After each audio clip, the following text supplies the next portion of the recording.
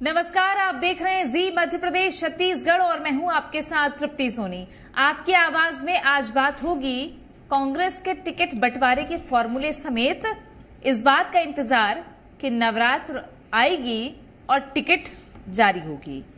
इस बीच पितृपक्ष को लेकर सियासी बयानबाजी शुरू हो गई है। सनातन पर सियासत का यह दौर कोई नया नहीं है। बीजेपी ने कहा कि पितरों और पुरखों का अपमान कांग्रेस ने किया है।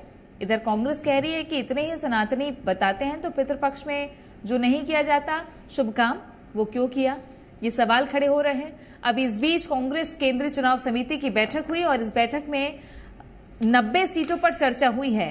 सवाल ये है कि क्या सीएसी ने सभी नाम पर मुहर लगा दी? कांग्रेस दावेदारों में हड़बड़ी का दौर तो नहीं है। बीजेपी के मुकाबले कांग्रेस का टिकट फॉर्मूला आखिर है क्या? पितृपक्ष और टिकट पर कितनी सियासत हो रही है और टिकट बंटवारे के बाद मैनेजमेंट कितनी बड़ी चुनौती है, इसी मुद्दे पर आज चर्चा करेंगे। लेकिन उससे पहले यह रिपोर्ट देखिए।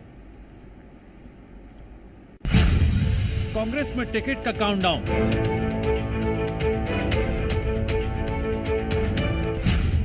किसका चलेगा जोर, कौन मचाएगा शोर? पितृपक्ष की बात ही मैं कहूंगा कि भाई कुछ लोगों को मैं मानूं ना मानूं, कुछ लोग मानते हैं।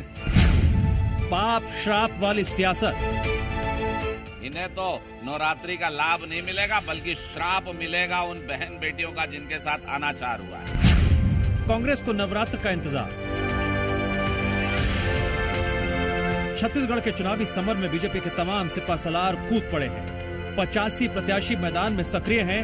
इधर कांग्रेस में 90 सीटों पर मंथन का दौर चल रहा है। कहने को तो सारे प्रत्याशी तय हैं, फिर भी दिल्ली में दावेदार दरबार लगाकर बैठे हैं। लेकिन किसे मिला टिकट, ये जानने के लिए नवरात्र का इंतजार है। तो पितृपक्ष की बात है, दूसरी तरफ 7 तारीख की वोटिंग की बात है। तो 2 दिन आगे पीछे करना है या आज 12 तारीख हो गई तो 12 तारीख 15 को अनाउंस होना है। आज फाइनल हो गया तो आज रात को भी निकाल सकते हैं, 2 दिन बाद भी निकाल सकते हैं। तो अगर पितृपक्ष की संवेदनशीलता होगी, बीजेपी ने तो नहीं रखा, सनातन धर्म की जो बात करते हैं उन्होंने तो जारी कर दिया। पार्टी क्या निर्णय लेती है देखिए। नवरात्र के पहले दिन कांग्रेस की टिकट आने की बातों पर बीजेपी ने तंज कसा। पूर्व मंत्री बृजमोहन अग्रवाल ने कहा कांग्रेस ने अपने पितरों का अपमान किया। बीजेपी के पितरपक्ष में टिकट जारी करने पर जो बयान दिया है वो अपने पूर्वजों का, अपने पितरों का उन्होंने अपमान किया है और कोई भी इसका बर्दाश्त नहीं करेगा। इसका लोग बदला लेंगे कि उनके पूर्वजों का और पितरों का कांग्रेस ने अपमान किया। अब इसे सनातन पर श्रद्धा कहें या सियासत, चुनाव द्वार पर है और दावेदार दरबार में। जाहिर तौर पर इंतजार अभी बाकी है, लेकिन क्या कांग्रेस में टिकट जारी होने के बाद सब कुछ ठीक रहेगा या ठीक करने के लिए वक्त रहेगा, ये भी बड़ा सवाल है। रुपेश गुप्ता, जी मीडिया। और आइए चर्चा की शुरुआत करते हैं। हमारे साथ में 2 खास मेहमान स्टूडियो से जुड़ गए हैं। नितिन भंसाली, कांग्रेस के प्रवक्ता हमारे साथ में, साथ ही उमेश घोड़मोड़ी जी, बीजेपी के प्रवक्ता जुड़ गए हमारे साथ में। स्वागत है आप दोनों का। पहला सवाल नितिन जी आपसे है। आज 2-2.5 घंटे की लगभग बैठक चली है, 2 राज्यों के टिकटों पर मंथन हुआ। क्या लगभग 90 सीट फाइनल है आपके? हालांकि सीसी का फैसला है वो, लेकिन आपको क्या लगता है नीचे दावेदार दिल्ली तक पहुंच जा रहे हैं अब? देखिए, सीईसी की बैठक मुझे जानकारी मिली है, आप बता रही हैं कि अभी खत्म हुई है, तो इंतजार करते हैं। खत्म हुई है बैठक तो नाम भी सामने आएंगे, लिस्ट भी सामने आएगी। और कांग्रेस एक लोकतांत्रिक पार्टी है। तृप्ति, मैं आपको बता दूं कि लोकतांत्रिक तरीके से हमारे अध्यक्ष का चुनाव भी लोकतांत्रिक तरीके से होता है। विधानसभा चुनाव में भी हमने हर व्यक्ति को आवेदन देने का अवसर दिया। तो ब्लॉक लेवल पे लगभग पूरे प्रदेश से आवेदन प्राप्त हुए, 3000 आवेदन प्राप्त हुए। सबको प्रॉपर जांचा गया, परखा गया, जिताऊ प्रत्याशी कौन है, किसका फीडबैक पब्लिक के बीच में कैसा है, इन सारी चीजों को देखने के बाद शॉर्टलिस्ट हुई, जिले के पास लिस्ट गई, जिले से प्रदेश के पास आई, प्रदेश चुनाव समिति की बैठक हुई और आज सीईसी की बैठक है। मुझे ऐसा लगता है कि सारे नाम लगभग तय हो चुके होंगे और नवरात्रि के शुभ अवसर पर माता रानी के आशीर्वाद से प्रत्याशियों की घोषणा होगी और फिर से एक बार कांग्रेस की सरकार बनेगी और 75+ का जैसा हमारा मिशन है हम सफल होंगे। हड़बड़ी नहीं है कहीं भी? कोई हड़बड़ी नहीं है, बड़ी शांति से काम चल रहा है। हड़बड़ी और गड़बड़ी तो भाजपा में नजर आ रही है। कहीं भीमा मंडावी की बेटी रो रही है तो कहीं गणेश राम भगत रो रहे हैं। कोंटा के जिला अध्यक्ष जो हैं उन्होंने तो सुखराम, उन्होंने तो ये तक कहा कि मेरे साथ अन्याय हुआ है, मैंने 3 साल संघर्ष किया, मैं न रात को सो पाया, न मैं सुबह उठकर ब्रश कर पाया, इतना तनाव में हूं। तो कपड़े फाड़ना, पुतले जलाना, अंतर कलह, इस्तीफे देना, ये अभी आम आदमी पार्टी में किसी भाजपा के नेता ने ज्वाइन भी किया। तो ये सब जो अभी चल रहा है भाजपा में चल रहा है। कांग्रेस एकजुट है और एकजुट होकर बड़ी गंभीरता से चिंतन मनन करके मंथन करके माना जाए कि आपके यहाँ हो सकता है ये सब ना नहीं चलेगा। दोबारा आती हूँ आपके पास, दोबारा आती हूँ, क्योंकि उमेश जी आप लोगों ने पहले जारी कर दी तो पहले जो कलह मची है उसको सुलझाने के लिए शायद रविशंकर प्रसाद भी आ रहे हैं। तो ऐसे में क्या माना जाए, क्योंकि कांग्रेस कह रही है कि बड़ी कॉन्फिडेंट है, 15 को भी जारी करेंगे, 20 तक नॉमिनेशन है, सब कुछ अच्छा ही रहेगा। देखिए तृप्ति जी, आज 85 प्रत्याशी भारतीय जनता पार्टी के मैदान में है, जनता के बीच सतत संपर्क में है, लगातार अपने प्रचार कार्य में जुट चुके हैं और जो भी केंद्रीय नेता आ रहे हैं वो इस प्रचार अभियान को और तेज गति देने के लिए आ रहे हैं। और ये केवल आज का विषय नहीं है, हमने तो अगस्त में पहले 21 प्रत्याशियों की घोषणा कर दी थी और उसके बाद 9 अक्टूबर को हमने 64 प्रत्याशियों की घोषणा की। जो 5 बचे हैं वो भी जल्द हो जाएंगे। लेकिन कांग्रेस के अंदर में क्या खींचतान मची है, क्या मुख्यमंत्री, उप मुख्यमंत्री और इनके प्रदेश अध्यक्ष के बीच की रस्साकस्सी चल रही है, खींचतान चल रही है, अपने अपने को टिकट दिलाने की यहां पर होड़ मची हुई है, या फिर कुमारी शैलजा जी यहां पर कंफ्यूज हैं किन किन की टिकट कटेगी, किसकी बचेगी, इसको लेकर के कांग्रेस के अंदर में आत्मचिंतन, आत्ममंथन का दौर यहां पर चल रहा है। क्योंकि मुझको याद आ रहा है कि इससे पूर्व जो कांग्रेस के प्रभारी थे आदरणीय पीएल पुनिया साहब, उन्होंने स्पष्ट तौर पर कहा था कि 48 लोगों की सर्वे रिपोर्ट में परफॉर्मेंस रिपोर्ट खराब आई है, जिसका समर्थन करते हुए माननीय मुख्यमंत्री भूपेश बघेल जी ने भी बयान दिया था। और उसके परिणाम के रूप में क्या निकल करके आया, इनके मंत्री कोरबा के मंत्री अग्रवाल साहब ने खुले तौर पर बगावत करते हुए कह दिया था कि हम इस प्रकार के किसी सर्वे को नहीं मानते। और उसके बाद जो हालात बने, पीएल पुनिया साहब की विदाई हो गई। आज शैलजा जी हैं, शैलजा जी कभी कहती हैं कि 6 तारीख को सूची आ जाएगी, फिर कहती हैं 16 को आ जाएगी, फिर कहती हैं कि जल्दी आ जाएगी। आज स्थिति इस हद तक आ गई है कि सूची का इनका अता पता नहीं है। और यूं तो कांग्रेस के नेता लगातार दावा करते हैं, अब की बार 75 पार, बयानों में, टीवी डिबेट में आत्मविश्वास दिखाते हैं, लेकिन यह निर्णय करने की स्थिति में नहीं है। और एक अंतिम बात, मैं तो खुले तौर पे कहता हूं, तमाम विषयों पर मंथन चल रहे हो, तमाम विषय हो, भूपेश है तो भरोसे का नारा देने वाले आज सामूहिक नेतृत्व पे आ गए हैं। अरे कम से कम पाटन की टिकट तो घोषित कर दो। अच्छा, आप लोगों ने जो आत्मविश्वास दिखाया, आप लोगों ने जो निर्णय किया, उसका नतीजा क्या निकल रहा है? राजिम देख लीजिए, दंतेवाड़ा में वीडियो आ रहा है, गणेश राम भगत रो रहे हैं, सुकमा से विरोध के स्वर उठ रहे हैं। आपके डमरूधर पुजारी जिनका टिकट काट दिया वो कह रहे हैं प्रचार नहीं करूंगा। क्या गलती है? एक मिनट जी, मेरा सवाल जान दीजिए। देखिए, बताइए कैसे मैनेज करें। मैं आ रहा हूं। देखिए, आपने बहुत अच्छा महत्वपूर्ण सवाल यहां पर रखा और हमारे 85 प्रत्याशी आज मैदान में, पहले 21 का जिक्र किया, फिर 64 का मैंने जिक्र किया। आज लगातार हमारे तमाम जो प्रत्याशी वो मैदान में है, चुनाव प्रचार में है।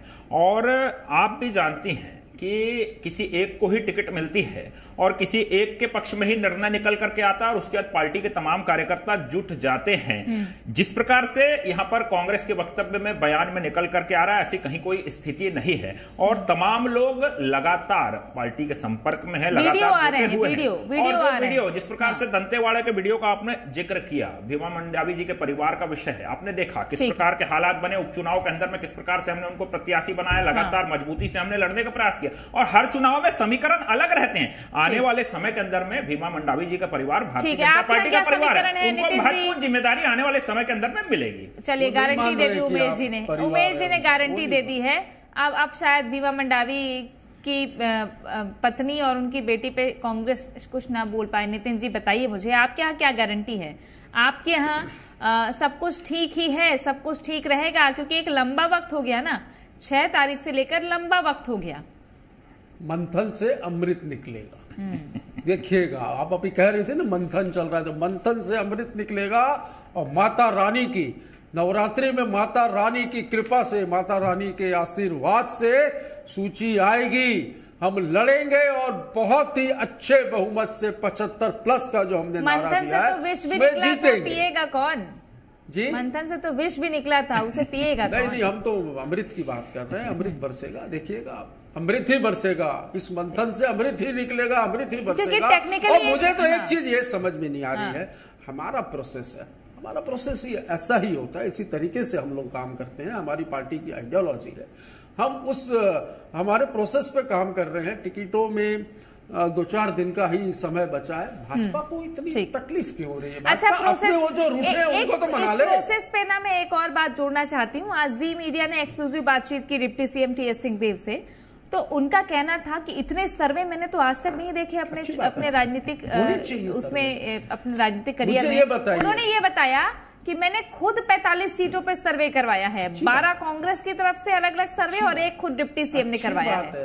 सर्वे होगा तो अच्छे कैंडिडेट मिलेंगे, जो कैंडिडेट हैं उनको रिपीट भी करना जरूरी इसलिए क्या कि 71 का मैंडेट है? नहीं, सर्वे इसलिए किया कि 75+ जाना है। सर्वे इसलिए हो रहा है, जिताऊ प्रत्याशी देखे जा रहे हैं, जिन्होंने काम किया, जिन्होंने जमीनी स्तर पर काम किया, कांग्रेस उनको महत्व देती है और देती आई है। आप देखिए, अभी भी जो कांग्रेस में कई एमएलए ऐसे हैं जिनके फैमिली में किसी ने नहीं सोचा होगा कि ये विधायक बनेंगे, विधायक बने ना, और उन्होंने काम भी किया।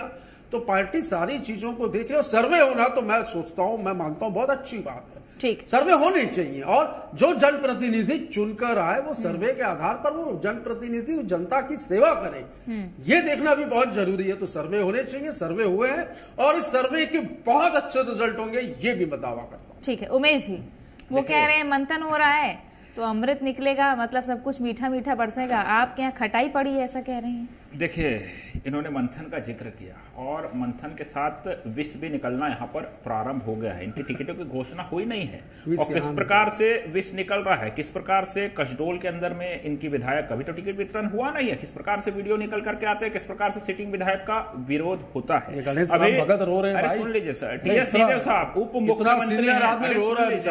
मुख्यमंत्री हैं, आपके सिटिंग विधायक हैं रामानुजगंज से बृहस्पति सिंह साहब, अभी टिकटों की घोषणा हुई नहीं है, वहां पर वो सड़क पर निकल रहे हैं, भारी प्रत्याशी का विरोध कर रहे हैं। अरे आपने तो घोषणा की नहीं है अभी और वो पहले ही विरोध करने लग गए कि भैया भारी नहीं चाहिए। तो क्या आपने बृहस्पति सिंह को कह दिया है क्या भैया कि आपकी टिकट कटने वाली है, या फिर टीएस सिंहदेव और बृहस्पति सिंह के बीच की जो तलखियां बीते दिनों निकल करके आई थी, क्या वो सतह पर आ गई? क्या है, प्रवक्ता बन गए? अरे इनकी ट्रेनिंग पूरी हो गई है झूठ बोलने की। अरे सुन लो भैया, इनकी बातों में स्पष्टता का भाव है, क्योंकि झूठ बोलना इनकी पार्टी का स्वभाव है। कोई जुबान में वो है नहीं। अच्छा सुनिए उमेश जी, आपके यहाँ जब टिकट डिक्लेयर होती है तो पुतले फूंक दिए जाते हैं, कार्यकर्ता बैठ जाते हैं, प्रचार नहीं हो पाता, पैराशूट लैंडिंग की बात कह दी जाती है कि कोई दूसरे जिले पे कब से दावेदारी कर रहा था, उसको अचानक से राजधानी में दे दिया। कई बार ऐसी बातें तो गाहें बगाहें सामने आ ही रही है ना भीतर खाने से। देखिए, आपको भी बेहतर तरीके से पता है, पहले अगस्त में 21 टिकटें हमने घोषित की, हमारे तमाम प्रत्याशी लगातार मैदान में है, पर्याप्त समय उनको मिला है, जनता से सतत संपर्क में है। उसके बाद कहाँ ऐसी स्थिति निर्मित हुई? 9 अक्टूबर को हमने 64 प्रत्याशियों की घोषणा की। 9 अक्टूबर के बाद कहीं कोई ऐसी स्थिति निकल करके आई क्या जिस प्रकार का आप जिक्र कर रहे हैं? उसके पहले रोज ही कपड़े फाड़ रहे हैं, रोज ही मीडिया में कुछ भ्रामक कलाकारों को टिकट दे दिया है, लेकर के नाटक नृत्य करेंगे। लेकिन 9 अक्टूबर के बाद से हमारे तमाम कार्यकर्ताओं ने सभी 24,000 बूथों के अंदर में कांग्रेस को उखाड़ फेंकने का संकल्प ले लिया। वो जुड़ गए हैं, कांग्रेस यहाँ कंफ्यूज है। ये दो आपस में भिड़े हुए हैं। मुख्यमंत्री जी, उप मुख्यमंत्री जी, प्रदेश अध्यक्ष जी आपस में भी है। और हॉट टॉपिक ये है कि पितृपक्ष में आपने जारी कर दी सूची, और नितिन जी सवाल मेरा आपसे है कि पितृपक्ष में भाजपा ने जारी कर दी सूची। अब भाजपा कह रही है कि हमने तो अपने पुरखों का सम्मान किया है, आप पितृ में जारी नहीं करना चाहते तो पुरखों का अपमान कर रहे हैं। सनातन की बात करूंगा, पितृपक्ष में कोई नए शोरूम का, कोई नए व्यवसाय का, मकान का उद्घाटन होता है क्या? नहीं होता है। तो टिकटें देना भी एक शुभ कार्य माना जाता है। अब इनको सनातन के बारे में पता ही नहीं है, इन्होंने टिकट दे दी, ये इनका सब्जेक्ट है, इन्होंने दे दी। पिटे हुए मोहरों पे, परिवारवाद पे, सब चीजों पे इन्होंने जो दाव खेला है, हमको तो लाभ ही हुआ है इससे, इसमें कोई हानि नहीं हुई है। पर हाँ, हम ये मानते हैं कि पितर पक्ष में नहीं करना चाहिए, तो हम नहीं कर रहे हैं। बाकी ये बता दूं जवाब कि ले। ठीक है। मोस्टली हमारे नाम तय हो चुके हैं और बस 2-3 दिन का इंतजार है। आप ही के ठीक है। चैनल में उमेश डिबेट जी। में घोषणा करेंगे। उमेश जी, देखिए, आप पाप और श्राप तक चले जाते हैं फिर। मैं आ रहा हूँ। श्राप तो इनको लग चुका है, एक मिनट नितिन जी। हाँ। श्रापित पार्टी हो चुकी है ये 2018 में छत्तीसगढ़ ठीक है, में। बताइए उमेश जी, पाप और श्राप तक चले जाते नहीं, हैं। मैं आ रहा हूँ, उसी पे आ रहा हूँ और बताता हूँ। देखिए, हमारा मानना है कि हमको तो पुरखों का आशीर्वाद मिला है, हमारे पितरों के आशीर्वाद के सबको साथ आशीर्वाद मिला है। एक मिनट नितिन जी, सुन नहीं, एक लीजिए सेकंड, ना, नहीं, जब आप सुन पुरखों का लीजिए। नाम लेकर अब तो पुरखों तक पहुंच गए। अरे सुन लो, अभी तक तो राम, देखिए, नितिन जी, अब डिबेट में जवाब है नहीं, गौ माता, डिबेट में उसमें जवाब तो है अब तो नहीं। ये पुरखों तक चले जवाब सुन लीजिए ना। अब जब जवाब आएगा, जवाब सुन लीजिए। सम्मान कर रहे रह गई हैं। बात नवरात्रि की, हाँ। तो मैं बहुत जिम्मेदारी से साथ कह रहा हूं कि इस प्रदेश के अंदर में परिवर्तन यात्रा जब हमने प्रारंभ की थी, हमने मां दंतेश्वरी का आशीर्वाद लेकर के, माता रानी का आशीर्वाद लेकर के इस प्रदेश की भ्रष्ट सरकार को उखाड़ने का संकल्प लिया था। और माता रानी का आशीर्वाद हमारे साथ है, पुरखों का भी आशीर्वाद हमारे साथ है। पड़ा था ना और बजरंग बली लगातार गदा। हमारे प्रत्याशी सतत जनसंपर्क कर रहे हैं और इस ठीक है। प्रदेश के अंदर चलिए, में आखिरी अन्याय के एक करने मिनट। वाली, अत्याचार करने वाली इस कांग्रेस की अरे सरकार न्याय को करने वाली। आखिरी के एक मिनट एक एक सवाल कर लेती हूँ। एक न्याय सवाल करती है नितिन कांग्रेस और इस जी, प्रदेश नितिन में जी, न्याय चलिए किया टाइम, जनता। चलिए वक्त समाप्त हो गया है। फिलहाल चर्चा को यहीं विराम देते हैं। शुक्रिया आप दोनों का हमारे साथ जुड़ने के लिए। आपकी आवाज में आज के लिए बस इतना ही। बाकी अपडेट्स के लिए बने रहिए जी मध्य प्रदेश छत्तीसगढ़ के साथ।